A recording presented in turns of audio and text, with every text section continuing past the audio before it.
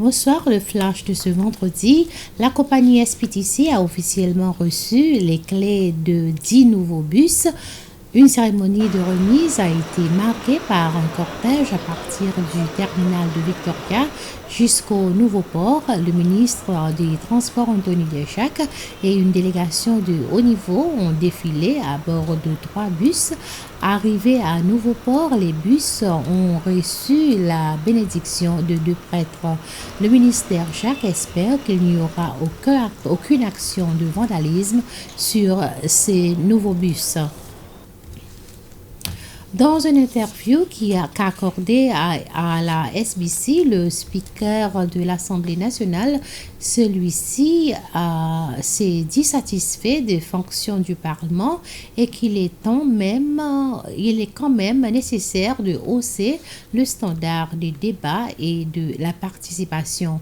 Parmi les engagements du moment, M. Mancienne a annoncé que la semaine prochaine, la visite d'une équipe de l'organisation parlementaire du Commonwealth est attendue aux Seychelles.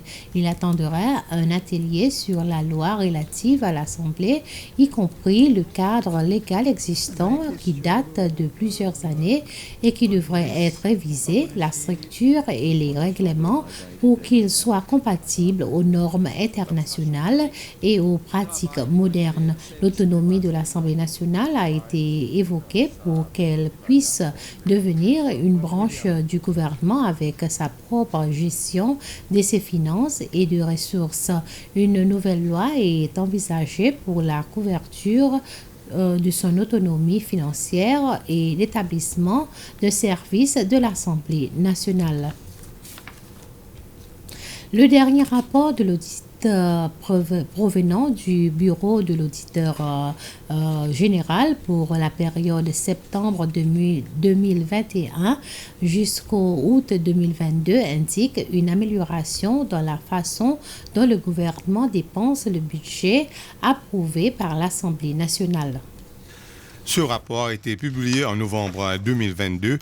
L'auditeur général, Gamini Herath, a toutefois dit qu'il y a encore certaines défaillances qui se manifestent chaque année dans l'audit financier qui devrait être adressé. Ce rapport reflète également plusieurs autres éléments qui ont été observés par le passé par l'auditeur général qui n'ont pas jusqu'à maintenant été adressés, tels que le paiement de montant de 10 millions de roupies dans un prêt de 45 millions de roupies que la STC avait contracté du gouvernement et qui devrait être payé en 2018.